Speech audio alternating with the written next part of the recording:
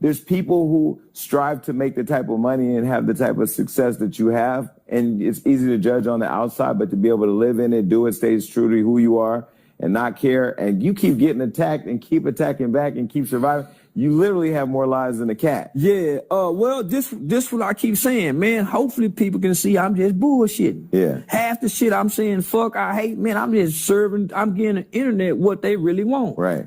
And I'm holding the mirror up to the culture. Nigga, this what y'all love, this nigga shit. Fuck is y'all talking about? So, yeah. But it's crazy that that's the stuff that gets them to listen. But if there's more to you and more to your message wrapped in all that, people will get it. No child is born bad. So remember, man, I'm speaking how we affect children, what affected me. This is the same culture that I grew up believing that going to prison is what made you a man. Is now we got a culture of children that don't give a damn about going to prison. They just want to kill. You see what I'm saying? We just want to go to prison and walk the prison hall. We got a group they just want to kill something. They just want a body. So the conditions are getting worse. So I'm saying some crazy shit, but our kids are hearing some way more crazy. This is a comedian, an actor, hustler, a new author, and somebody that I don't have to ask to tell me exactly what he thinks. Please welcome, oh God, here we go, Charleston White. Okay, so I have to tell you, I tell my family in a group text, oh, I'm interviewing Cardi B, I'm interviewing Young Miami, I got Remy Ma coming on this one. I said I'm interviewing Charleston White. They're like, oh, we got to catch a flight and come and watch this, because everybody back home where I'm from, Stockton, California, where I live now, as you know, and around the country, watches you online, is tapped into everything you say and do. And I think every time you turn on the internet, you go viral. I don't know if that's by design. That's intentional. Is it intentional? Yeah, I do that intentional. You do? Yeah. Welcome to the show. Yeah, I appreciate you for having me. I was actually excited and nervous at the same time. Nervous is, I don't want to hear that. I'm not accepting that Charleston White was nervous. Even when I do stand-up, I tell my partners, man, I got to work this nervousness off, and they think I be playing. But nah, man, anytime the camera come on you, and it's not scripted, it's an element. For me, it is. I'm nervous because, man, I don't know what I'm gonna say sometimes because I'm so truthful. Yeah. And there's a brutal truth to a lot of the things that I say. But I like to use the ugly truth. Yeah. And the ugly truth is very offensive. Let me tell you, I know people are watching saying, I thought Jason Lee was getting away from the tea, sipping less tea, sipping more cappuccino. Yes, this is the set where we sip cappuccino. But the thing that I find interesting about you is I don't know half the time when I'm watching you if it's an act, if it's real, what you believe, what you don't, because what I do know for sure is we have lots of intersections of similarities. Yeah. You had said something somewhere where you said, somebody had asked you, why you say all these wild, crazy things, and you said, that's how I get these niggas' attention. Yeah. And it stopped me that day because I really feel like when I share my story of how I got into the game, I had to get people's attention, being very honest in a brutal way, not as brutal as you sometimes, but brutal. And that was the thing that kind of stuck with people. So that hit me in a way because I never seen you say that. In 2012, 2013, 2014, 2015, I wouldn't dare use the word nigga on social media publicly because I was a youth advocate, working, partnering in training the state's Texas Juvenile Justice Department. So I'm raised in a household where the word nigga is not used. That's a term that it's a term that you don't use. But hip hop and culture wise, it's a term that we embrace. So even as a man, I was conflicted with what I believe culturally and what I was trying to evolve away from boy to man, right? So it became my outlet, right, to get on here and talk like an ignorant motherfucker, suck my dick, because that's the lyric of the rapper, right? And what made me realize that is because I grew up when gangster rap first came. We both 1977 babies, right? Yeah. So when Eazy-E in the song "We Want Easy," there's a questionnaire where they say, "Hey Eazy, why do you wear your pants like that?" "I wear my pants like this because it's easy access, baby." "Easy, why do you talk like this?" He says, "I talk like this to get my point across." Now think about that. It's no difference when grandmother or mom or mother and them come in and say, hey, when I leave here, I want you to wash the dishes. I want you to go cut the grass. I want you to do this. She say it nicely the first time, and we typically ignore that. But if she come in and say, get y'all mother, if I'm gonna whoop your goddamn ass, boy, you jump up and go to getting it then. So I understand that form of psychology in vernacular when, you know, presenting my presentation to the world. I started out, before I came to the internet, public speaking. My public speaking then went to motivational speaking. So by the time I got to the internet, I had already been through community college. I was about to drop out in college as a pre-law student at Texas Western University. So I had studied theater and arts, drama, professional speech, introduction to speech. So I just brought all that to the internet. So that's why it seemed like the character is so conflicting, because it's all in one. I can't come tell the truth 100% of the time. It's just like the teacher can't just really teach to our kids. They have to put some form of music or arts or fun to learning. So I just brought that to the internet, but in a villain-fine way. I wanted to be a villain. But why did you? So you intentionally want to be a villain? Yeah, I wanted to be a villain because this what I know from studying our culture. We all start out loving all our favorite celebrities, only to end up hating them. I watched us. I'm a Michael Jackson baby. But we turned on Mike in the end. Yeah. When all those allegations came, we started calling Mike crazy, and when he was wearing the mask. We turned on Whitney in the end when she stayed too long with Bobby, and we felt like she should have left Bobby. So we turned on all of our greats. So I said, man, I get them to hate me, and eventually they'll love me in the end, because they're going to realize who I am in real life. So I can come online and come play something that I'm not in real life, right? See, this is interesting, because I've told the story many times in interviews, even on my own show and interviewing Floyd. When I first came into the game wanting to unlock Hollywood, I thought, hey, there needs to be a platform that shows black culture in a way that mainstream doesn't. So I'm gonna be their favorite platform to go to. It didn't happen like that. And Floyd said, stop trying to be everybody's friend and just be a savage, because the savage always wins. I thought, well, I don't want to be a savage, because sometimes it feels uncomfortable to have to be a savage. But the minute I started saying what I thought, I mean, it almost seemed like a magnet. It sucked the industry in. Why is it that way in our culture, you think? And then do you believe, like I do, that we know how to cannibalize our own better than everybody else? Of course we do.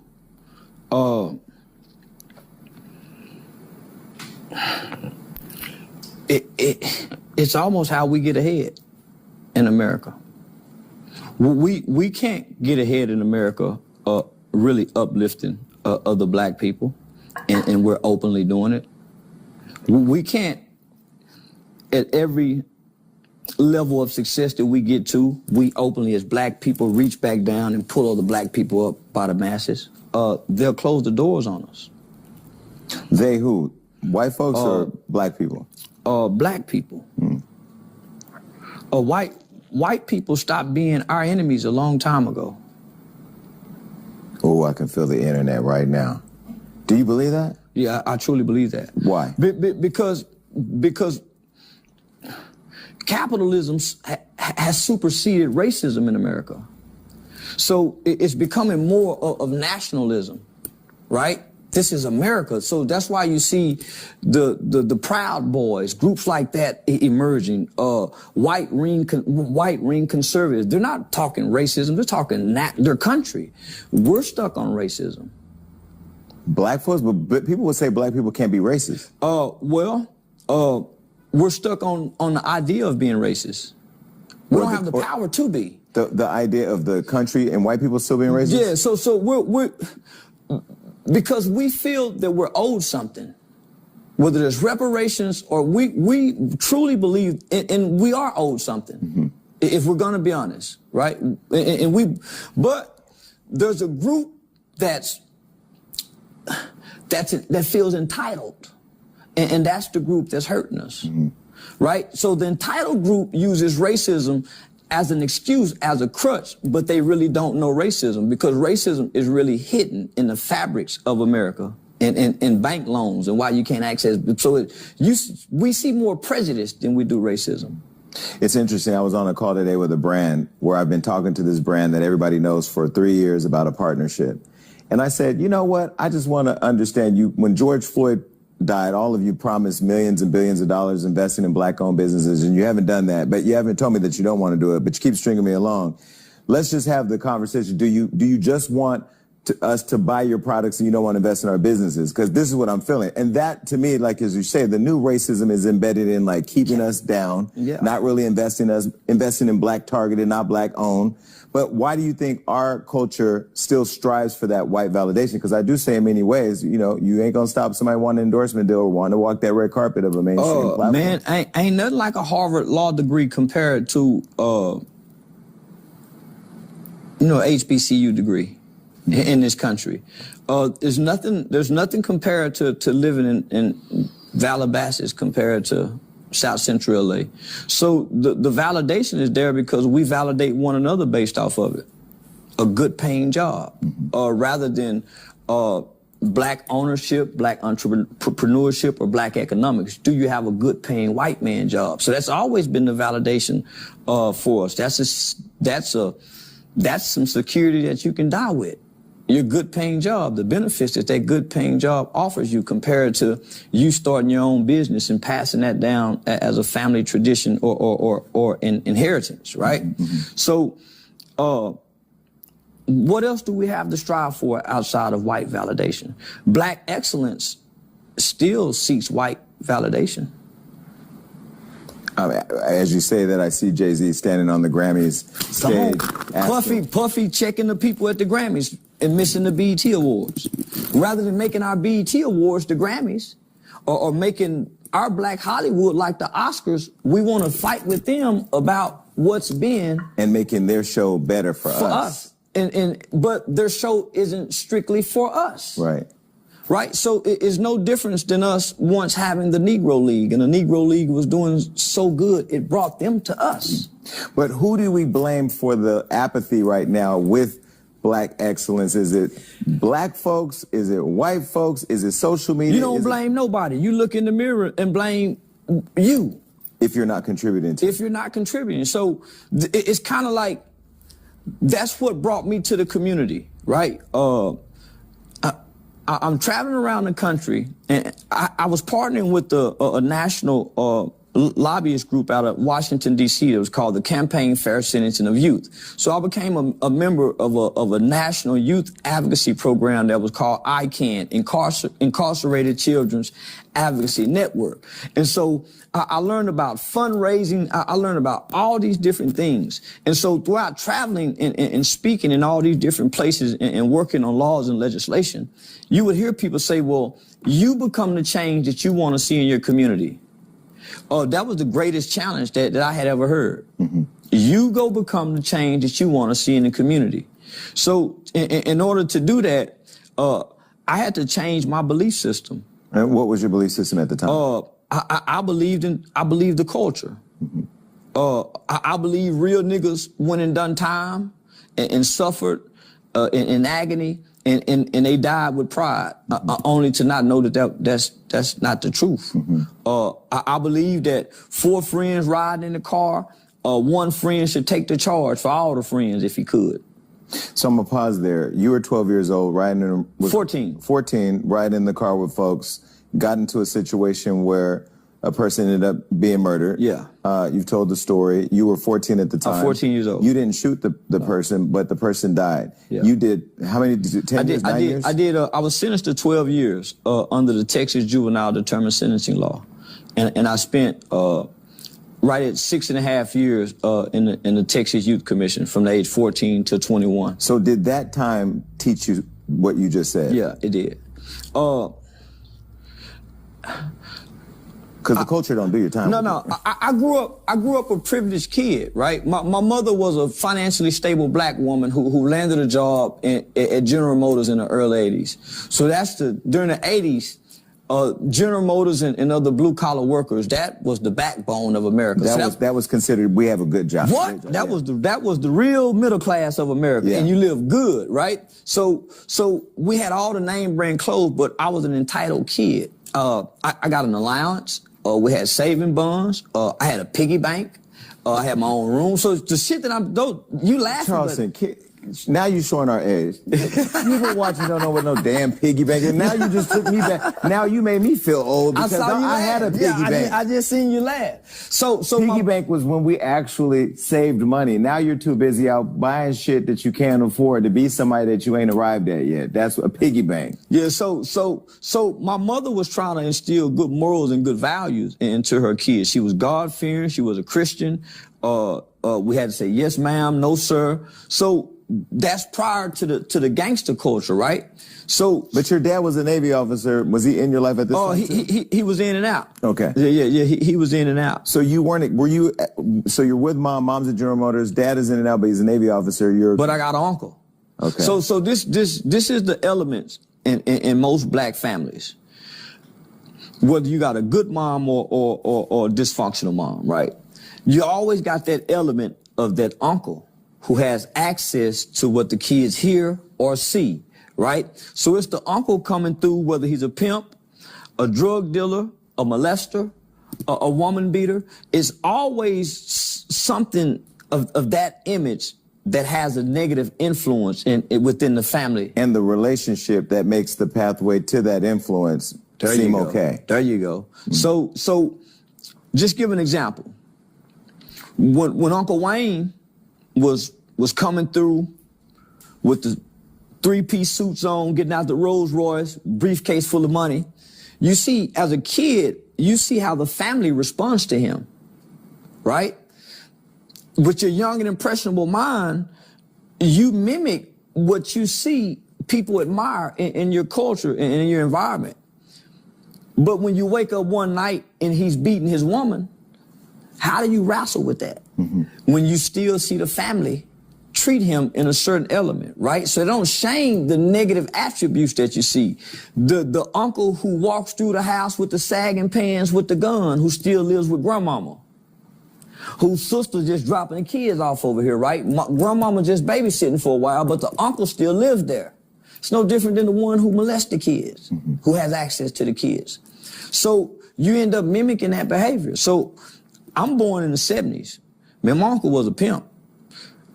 The 70s and the 80s was the black exploitation era. It's no different than the drill era, the gangster era, the trap music era. We had a black exploitation era that was projected through Hollywood and entertainment. Superfly, The Mac, Penitentiary 1, Penitentiary 2. Was Foxy Brown a part of all that? Come on now. Mm-hmm. So when you think about Penitentiary 1, Penitentiary 2, as kids, we don't have access to these movies because they're not coming on television. Your uncle's got these videotapes, these VCR tapes. So we're watching them. So my name is Charleston. My dad's name is Charles Ray. My name is Charleston Jamon. But my pimp uncle, when I come home from the hospital, he called me Charleston Blue because there was a pimp movie called Come Back Charleston Blue that came out in '76. So they're already putting titles and labels on you as children that you just end up walking into, whether it's, boy, you gonna be just like your daddy. I heard that. Come on now. You might not even know your daddy, but the traits and those attributes are there because of the chromosomes. So where was it that you were raised by the mom who had the great job, the decent job, the father who was in and out Navy, but there's still a positive image? Here comes the uncle. When did the shift happen that led you to prison? Well, my mom, my grandmother's been to prison. So my mom would have to take me to go visit my grandmother in prison. My granddad ended up going to federal prison. My mom would have to take us to go see him. Then my Uncle Wayne is in and out. You know, the street hustling uncle who come take a bath over his sister house, change clothes, wash up over there, get a nephew some money, let him ride in the car. You must have read my book or something. No, because we all have it. Yeah. Which is interesting because the people who sit and judge us, those of us who actually live through what we all go through, they go through it too. Yeah. That's what I find interesting about the culture, because on the outside, when you watch the social media or the interviews, like you have the same uncle. Everybody have this element in their family. Yeah. Everybody got a molester. Everybody that looks like us. Every human being have a molester in their family. They have an abuser in their family. They have an addiction trait in their family. It's in every human being, right? Yeah. It's there. So my mother is fighting. Everybody at home right now is texting their molesting uncle. So my mother is fighting to keep us from this. But because she's a single mother, And back then, there was really no resources to help single mothers. So my mom, when I'm getting out of school, they doing 12-hour shifts at General Motors. So when I'm getting out at 3, my mother is kissing us, literally saying, I got meatloaf on the table, the such and such in there, make sure y'all do this, leave your homework out on the table. So she's giving us instructions. Don't leave out this house, don't open the door. I'm going to call this such and such, make time. So she's giving us instructions. Yeah, we're not going to listen to that. Come on now. Yeah. And so she's going from 3 in the afternoon to 3 at night. Yeah. So when my mama coming home, she's doing her due diligence. We better have the homework out because she going to work with us. Where y'all homework at? She's going to the extent of going to the bathtub and checking see if the soap wet to see if we took a bath. Get up, boy, and take a bath. Y'all ain't took no bath because of soap. So she's doing all of that to try to instill good morals and good value. But while she gone, Uncle Wayne coming by cooking up dope. She got a sister who's just getting crack, came through what, 81, 82. So now my aunt is addicted to crack. So now my aunt is losing her place. Her and her kids have. My mom's trying to be the backbone to save the family. So she's exposing us to the negative elements of our families by bringing these family members into our homes, allowing them to stay with us, trying to help them. So we picking up on all the negative attributes. When we go spend a night over Aunt B house on the south side, over in the ghetto, we get to stay outside. So we picking up all these negative traits by going to go visit family members, coming back home in the well-to-do areas, mimicking the behavior. Right. Culturally. Because this is our culture at the time. So, man, by the time I played the flute in the 3rd grade, 4th grade, 5th grade. I played the flute in the 8th. I lost my eye in the 3rd grade. I got my glass eye put in the 6th grade. So up until that point, I was in and out of hospital. So I had a private tutor. So I never really started going to school until the 6th grade, really. So I had 9 eye surgeries. I fell in the washing machine when I was 5. So between those 2 injuries, I really never got to go to school. I was a institutionalized baby. I had a tutor, a private tutor that came. So I was in and out the hospitals. So by the time I get in 6th grade, I'm a burst of energy. I'm a burst of energy. But also, you had been sheltered, so to an extent. So now there's this newfound freedom. Yeah, there's a newfound freedom. So with this newfound freedom, I remember when Colors came out. I had just got this newfound freedom. See, we the same age, so everything you're saying. When Colors came out, that was the one movie in the theater in our community where they killed somebody in the theater. Yep. That's the first time ever. So, man, this was a phenomenon. So I done saw my Uncle Butch. I done saw my Uncle Boosie. I done saw Uncle Wayne. And plus, I done been to Aunt B house to see some of this on television, what I saw in real life. And the thing about children, they can't decipher what's real from television. So when a kid is watching somebody die on TV, they really think that person is dying because of the lack of brain development. It's hard for a kid to turn off TV and say that wasn't real. I don't care what you say. Right. So I'm seeing what I'm seeing on television, I'm starting to see in the community. The awareness is now coming because it's being propagated through the television screens. So it's like a veil comes off when I'm out in the community. So now I know what a gangster looks like. So now I'm trying to mimic it based off the culture. So this is just from television. Now here come the music. So now we seeing. Now, and we don't watch Penitentiary 1, Penitentiary 2, and the favorite character is Too Sweet. A little guy like me that went to learn how to fight in prison. So, man, by the time we're in the 6th grade, we're talking about what we're going to do when we go to prison. Because now we've developed the concept and with our young and impressionable minds that Uncle Wayne done been to prison, Uncle Curtis done been to prison, so all these men in your family, you spend the night over your friend's house, all these other men done been, so you start thinking this the way. Because now it's being propagated to you as a kid. But is that what led you on your path? Yeah. So you were influenced by your surroundings. My surroundings and television. Because when my mother, I'm a kid that grew up watching television raise me, and I'm fascinated by the gangster, the negative stuff, because my uncles them is exposing me to things. So I'm already impressed by it. So when I see it in real life, man, I'm fascinated by a guy that seems to be like what I see on television, like this. So I'm drawn to it. because your mind is young and impressionable, and these are the guys that you idolize in your homes. So when you spend a night over your friends' houses, you start looking at their uncles and their daddies to see if they got the similar traits. Guess what? They got the similar traits. His dad, oh, your daddy just getting out of jail too? Man, that's my brother. Well, and in our community, people glorified it. Come on now. Yeah. So a pimp, my uncle being a pimp and beating women, it wasn't shamed upon.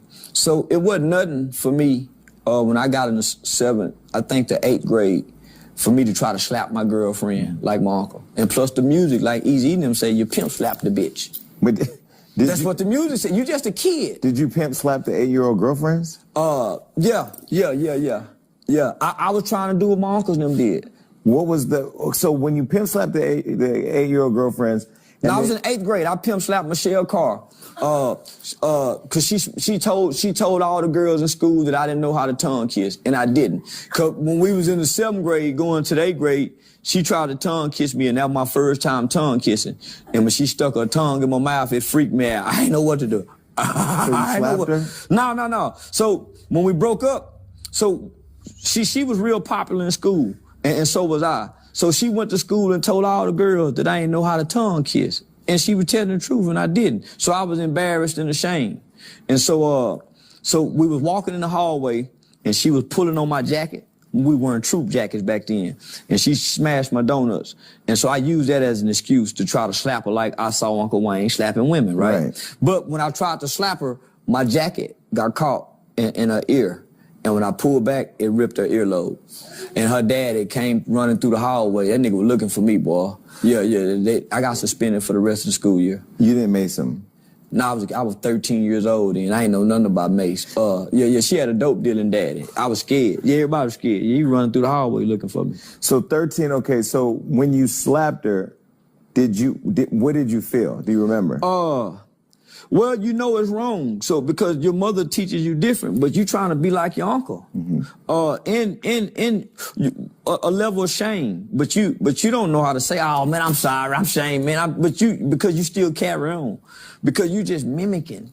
It's learned behavior, yeah. Children mimic what they see and repeat what they hear. Mm-hmm. So I'm the nephew that's riding with his pimp uncle in the backseat with the hoes.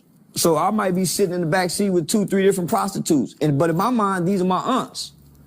So when he riding and checking paper, so he teaching me this. So yeah, nephew, you ain't got no reason fucking with a bitch if you ain't got nothing for her to do. And I just be, eating a Happy Meal. Learning the behavior. Yeah. So all behavior is learned, either directly or indirectly, either being taught or through observation. But when you're in the car with the guys, you're 14, they shoot the guy, you're telling them shoot him, they kill him, he dies, you get locked up. Yeah. Did that experience make you go, when you get in jail or prison, this movie shit is not real? There's a different reality that sets in when you partake, or if you take somebody's life. It's not like the movies. The movie go off. When you take somebody's life, that scene never goes off.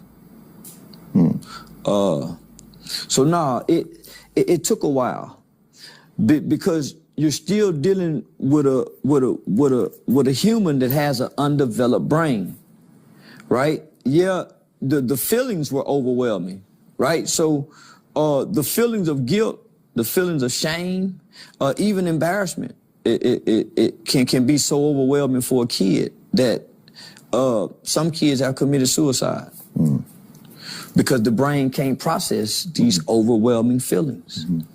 It's impossible because of lack of brain development, right? The lack of the prefrontal cortex, logic and reasoning.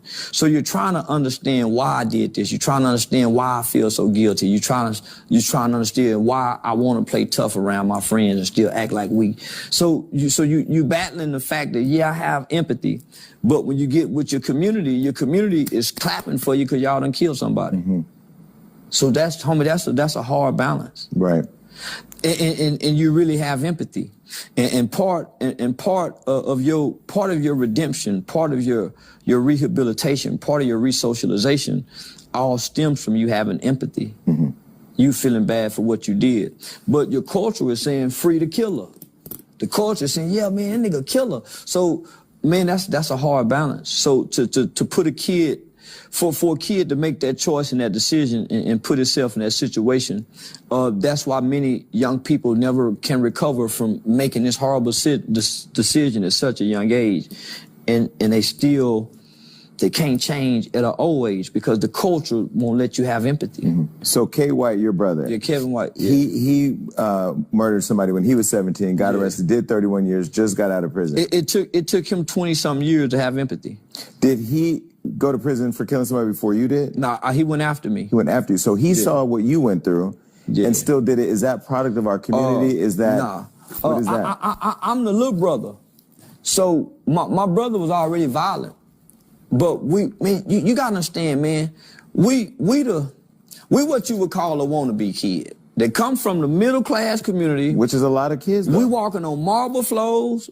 Our mom got the good cars. Man, we got our own room. Shit, y'all had bar soap, not Man, I had my own phone line in the 3rd grade. So that was unheard of in the 80s for a nigga to have his own phone line. Get the school handbook and call you. Hey, you know, can I talk to such and such? And your mom would say, hey, why that boy calling this late? Right. So, man, we was very privileged kids, but because the lack of father, right? So most mothers can provide their kids with a perfect home life, but if they don't have a positive male connection, there's a negative attribute that attaches itself to a fatherless kid, and no one can explain it.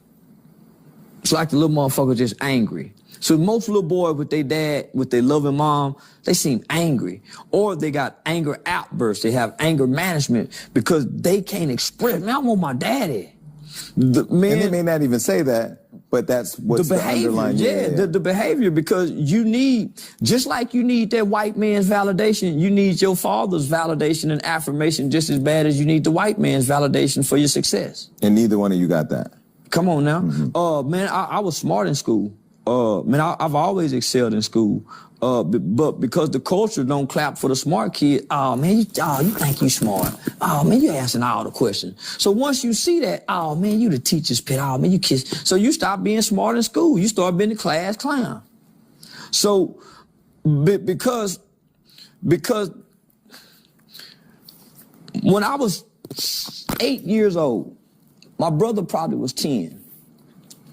We were watching a movie.